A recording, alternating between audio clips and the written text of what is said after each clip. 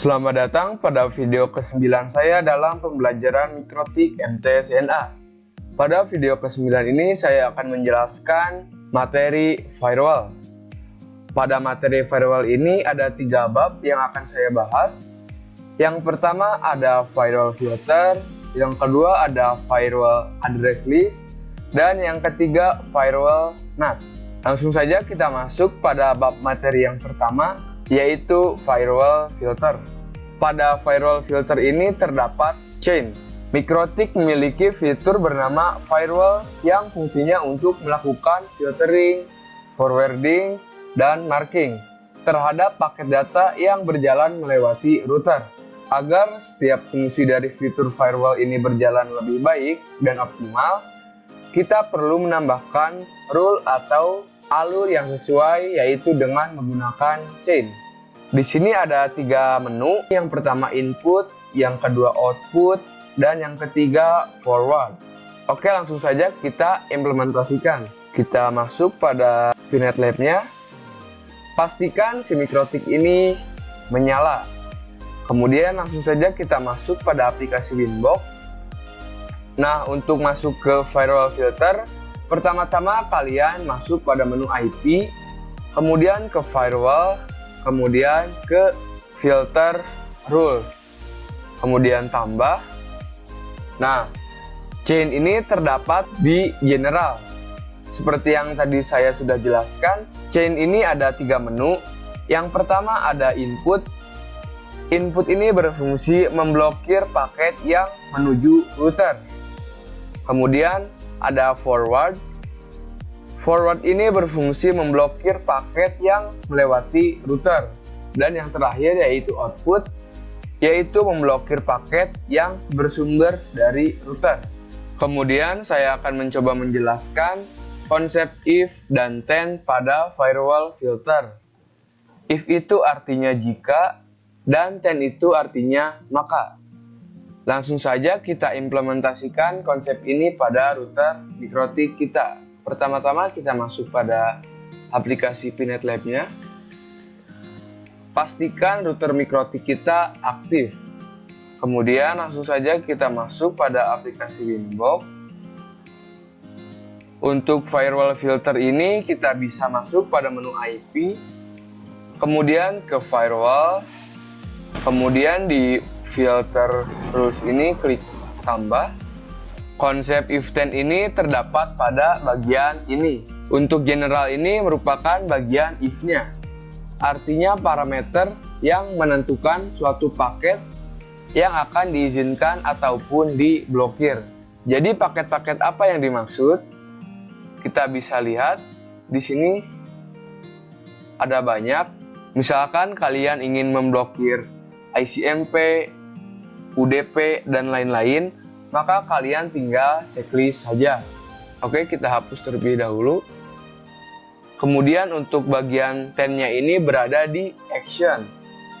Jadi apakah akan diizinkan ataupun diblok paketnya. Apabila accept, maka diizinkan. Kemudian apabila drop, maka akan diblokir paketnya. Oke, di sini saya mempunyai suatu studi kasus. Kita akan memblokir ping ICMP dari laptop dengan IP sekian ke router. Di sini ada contoh gambarnya. Misalkan si laptop ini akan mengirimkan paket ICMP ke router. Akan tetapi saya akan setting agar si paket ICMP tersebut diblokir. Bagaimana caranya? Caranya pertama-tama kita masuk pada menu IP, kemudian ke firewall, kemudian ke filter rules, kemudian klik tambah. Kita masuk pada tab general terlebih dahulu. Kemudian chain-nya kita pilih input. Mengapa input? Karena aturannya apabila ingin memblokir paket yang menuju router, maka bisa menggunakan menu input. Setelah chain-nya kita pilih input, kemudian di SRC address ini kita masukkan IP laptop kita. Misalkan laptop saya memiliki IP 192.168.1.1 192.168.165.5. Kemudian kalian pilih protokolnya. Karena pada studi kasus kali ini saya akan memblokir paket ICMP, maka pilih ICMP. Setelah itu kalian ke action. Actionnya apa? Karena saya akan memblokir, maka pilih drop. Apabila sudah selesai, kalian tinggal pilih apply dan OK. Oke, mungkin ini saja untuk pembahasan konsep if dan then. Kemudian saya akan membahas strategi pada firewall filter.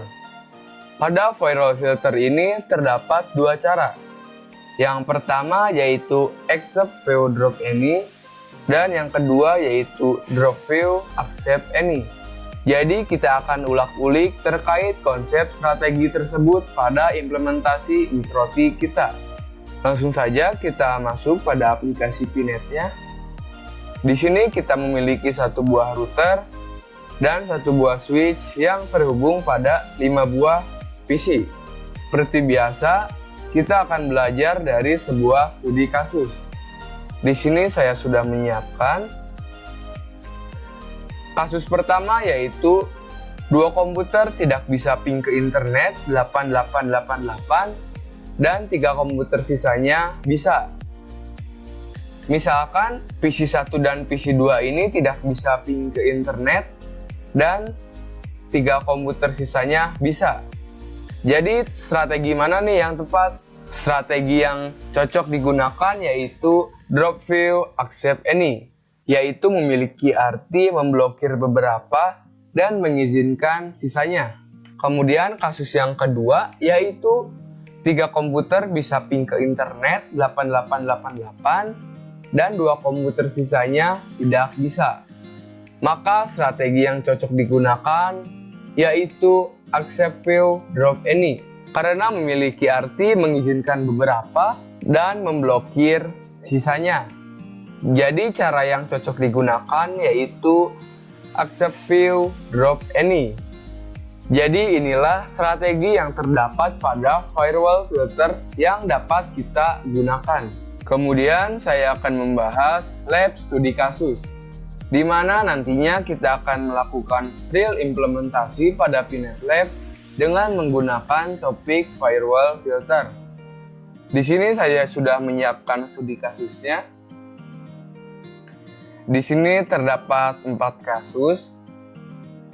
Kita coba selesaikan terlebih dahulu kasus yang pertama, yaitu hanya beberapa VPC yang bisa ping ke router, sisanya tidak bisa. Kan di sini hanya beberapa VPC yang bisa ping ke router. Misalkan kita akan coba lakukan hanya VPC 1 ini yang hanya ping ke router dan yang lainnya tidak bisa. Apabila berhasil, baru kita kembangkan dengan 2 VPC yang bisa ping ke router dan sisanya tidak bisa. Chain yang tepat untuk kasus nomor 1 ini yaitu input. Mengapa input? Karena source address-nya berasal dari VPC dan DST address-nya di router. Kemudian strategi yang tepat yaitu accept view drop any. Jadi mengizinkan beberapa dan memblokir sisanya. Langsung saja kita masuk pada aplikasi Winbox-nya. Kita masuk pada menu IP, kemudian ke firewall. Kita masuk pada tab filter rules, kemudian tambah. Nah, pada bagian if-nya itu atau generalnya itu, chain-nya menggunakan input, kemudian SRC address-nya kita masukkan IP pada VPC nomor 1. Kita coba cek terlebih dahulu IP pada VPC nomor 1. Kita coba cek IP-nya dengan mengetikkan show IP, kemudian enter. Bisa dilihat di sini IP VPC nomor 1 yaitu 192.168.34.119. Kita masukkan di sini yaitu 192.168.34.119. Kemudian kita pilih protokolnya. Kita pilih protokolnya yaitu ICMP. Kemudian if-nya sudah selesai. Kemudian kita masuk ke 10-nya, yaitu pada tab Action. Karena si VPC1 ini akan diizinkan, kalian pilih Accept. Setelah itu, kemudian kita klik Apply dan OK. Bagian Accept-nya sudah berhasil, tinggal kita bikin drop-nya. Caranya kita tambahkan, kemudian generalnya kita pilih Input. Karena di sini mencakup PC2 sampai PC5, jadi SRC address-nya tidak usah dimasukkan. Kemudian langsung saja kita pilih protokolnya, yaitu ICMP. Nah, if-nya sudah selesai, kita masuk pada bagian 10-nya atau Action. Action-nya ini kita akan blokir atau drop. Pilih drop, kemudian kita apply dan OK. Oke, kita coba pengujiannya. Harusnya VPC1 ini bisa ping ke IP router, sedangkan VPC lainnya tidak bisa. Kita coba cek terlebih dahulu IP MikroTik-nya. Kita tunggu terlebih dahulu. Oke, kita cek IP MikroTik-nya. Kita cek dengan mengetikkan IP address print. Kemudian enter. Bisa dilihat IP pada Ether 2 yaitu 192.168.34.120. Kenapa di sini saya memilih Ether 2? Karena si Ether 2 ini yang mengarah ke klien. Kita coba pengujiannya pada VPC nomor 1. Kita coba ping ke IP MikroTik-nya. Kita ketikkan ping 192.168.34.120. Harusnya sudah TTL. Bisa dilihat pada VPC nomor 1 sudah TTL. Kita masuk pada VPC nomor 2. Harusnya pada VPC nomor 2 ini sudah tidak bisa ping ke router. Kita coba ping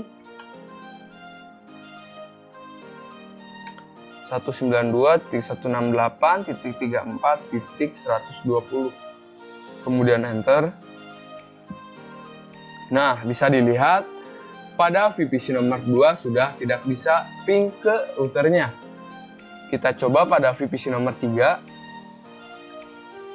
Ping 192.168.34.120. Seharusnya tidak bisa. Bisa dilihat sudah time out, sudah tidak bisa. Kita coba pada VPC nomor 4.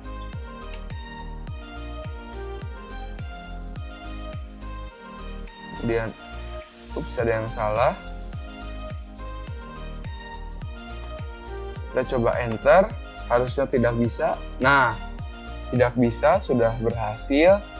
Tandanya kita coba pada VPC nomor 5. Kita pancing-pancing terlebih dahulu. Nah, sudah ada. Langsung saja kita ping.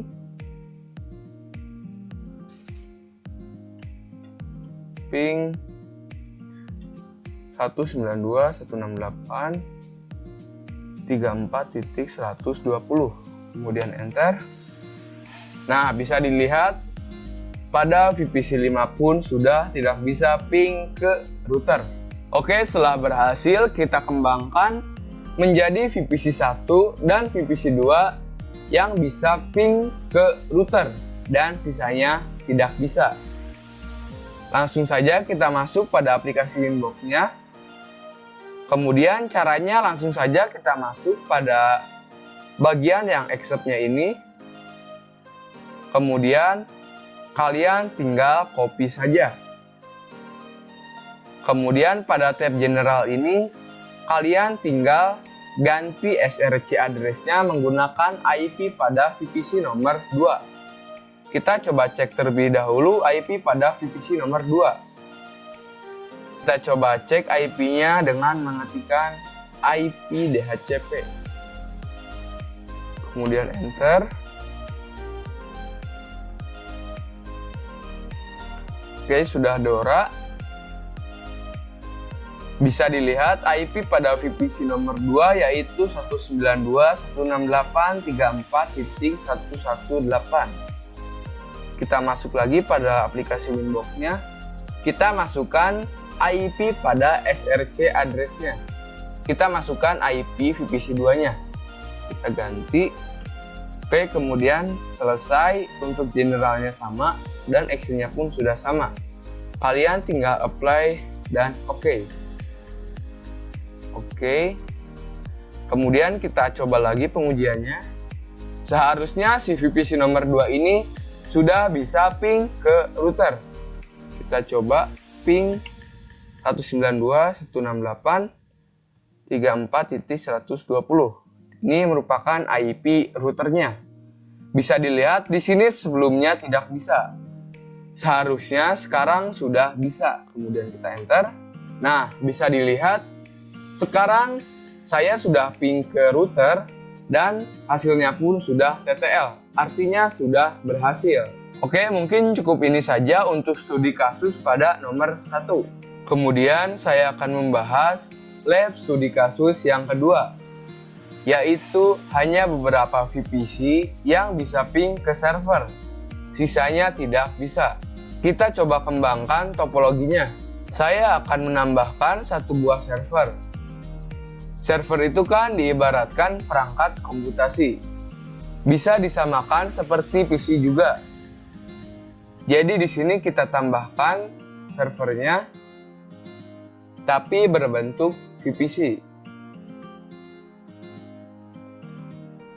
Tinggal kita ganti saja name-nya menjadi server. Kemudian ikonnya pun kita ganti menjadi server. Teman-teman bisa memilih yang mana saja ikonnya untuk server ini. Di sini saya akan memilih ini, kemudian select. Kemudian kita coba ubah deskripsinya. Kita ubah menjadi server.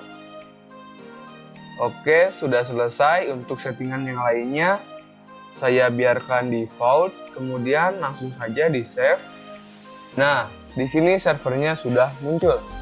Kemudian kita coba hubungkan si server ini ke router MikroTik. Kemudian save. Kita nyalakan servernya. Jadi kan pada studi kasus yang kedua ini hanya beberapa VPC yang bisa ping ke server, tapi sisanya tidak bisa. Berarti chain yang dapat digunakan yaitu forward.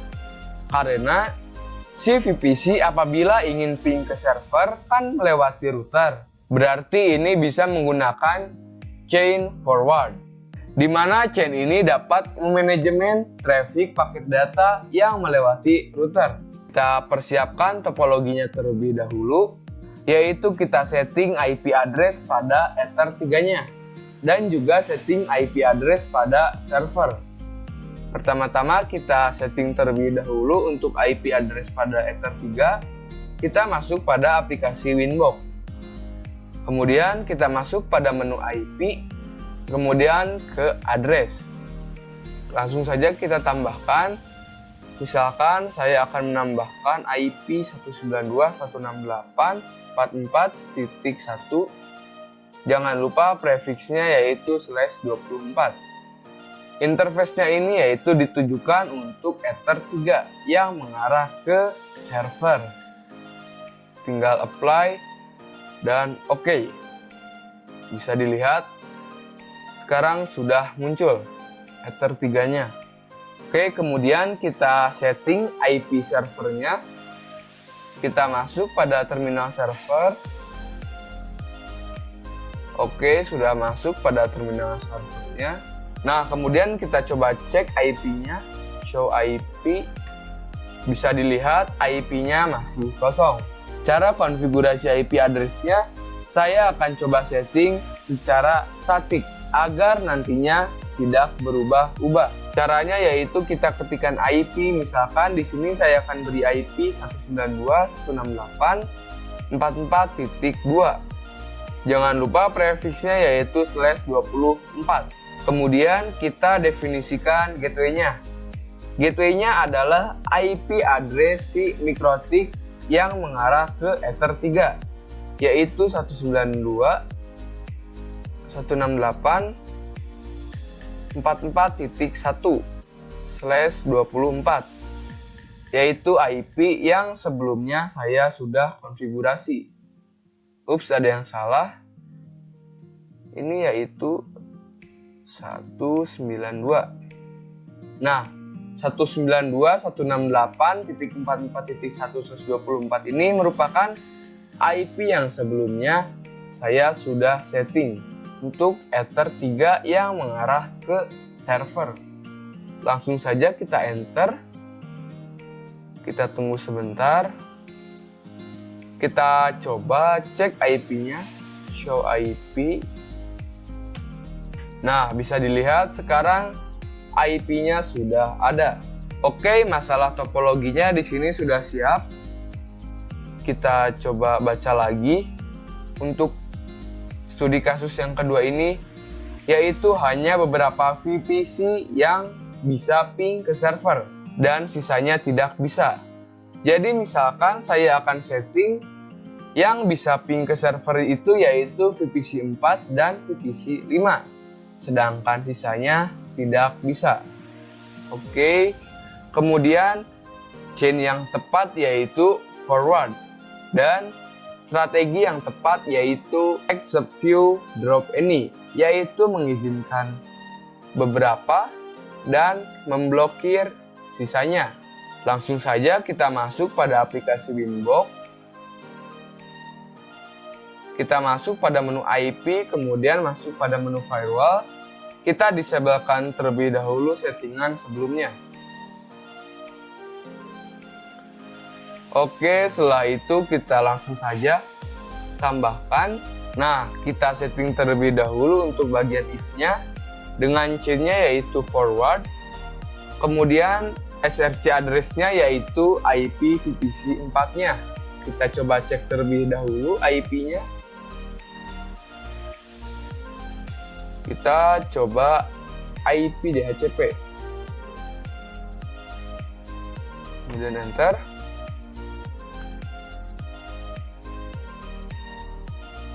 IP VPC 4 yaitu 192.168.34.115. Kita masukkan IP-nya yaitu 192.168.34.115. Kemudian DST address-nya yaitu IP servernya yang tadi sudah kita setting yaitu 192.168.44.2. Kemudian protokolnya kita pilih ICMP. Oke, bagian if-nya selesai. Kemudian kita setting bagian end-nya. Kita masuk pada tab action. Karena si VPC 4 ini akan diizinkan, kita pilih action-nya yaitu accept. Kemudian tinggal apply dan OK. Setelah itu kita masukkan untuk VPC nomor 5-nya. Langsung saja kita masuk pada bagian accept-nya ini. Caranya langsung saja kita copy, kemudian masuk pada tab generalnya. Nah, pada halaman SRC address ini atau search address ini, kalian tinggal ganti IP untuk PC 5-nya. Kita cek terlebih dahulu IP VPC 5, IP DHCP. Kita cek.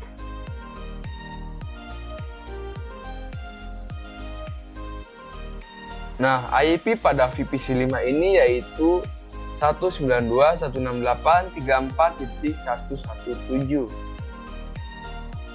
Kita tinggal ganti ininya 117. Kemudian tinggal apply dan OK. Oke, untuk accept view-nya sudah selesai. kita tinggal setting untuk yang dropnya. Langsung saja kita tambahkan, kita setting terlebih dahulu if-nya, chain-nya yaitu forward, SRC address-nya kita kosongkan, DST address-nya kita isikan IP server kita 192.168.44.2. Kemudian protokolnya kita pilih ICMP, kemudian kita setting chain-nya. Kita masuk pada tab action, kemudian kita pilih action-nya yaitu drop. Karena kita akan blokir selain VPC 4 dan VPC 5. Langsung saja kita apply dan oke. Oke, kemudian kita coba pengujiannya. Nah, jadi harusnya si VPC 4 dan VPC 5 ini bisa ping ke IP servernya. Sedangkan VPC 1 hingga VPC 3 ini tidak dapat ping ke servernya. Kita coba terlebih dahulu untuk VPC 4-nya. Kita coba ping ke IP servernya, yaitu 192.168.44.2. Kemudian enter. Bisa dilihat statusnya sudah TTL, artinya sudah berhasil. Kita coba pada VPC nomor 5. Ini pun harusnya sudah TTL. Kita coba ping ke 192.168.44.2. Seharusnya sudah TTL. Nah, bisa dilihat sudah TTL, artinya sudah berhasil. Kita coba masuk pada terminal VPC 1. Kita coba ping ke servernya. Seharusnya sudah tidak bisa. 192.168.44.2. Kemudian enter. Bisa dilihat sudah timeout, artinya tidak bisa ping ke server. Artinya sudah berhasil. Kita coba pada VPC nomor 2. Seharusnya tidak bisa. 44.2. Oke, bisa dilihat VPC 2 pun sudah tidak bisa. Kita coba pada VPC nomor 3. Ping 192.168.44.2. Kemudian enter. Nah, bisa dilihat pada VPC nomor 3 pun sudah tidak bisa ping ke server. Oke, selesai. Artinya untuk studi kasus yang nomor 2 ini sudah selesai.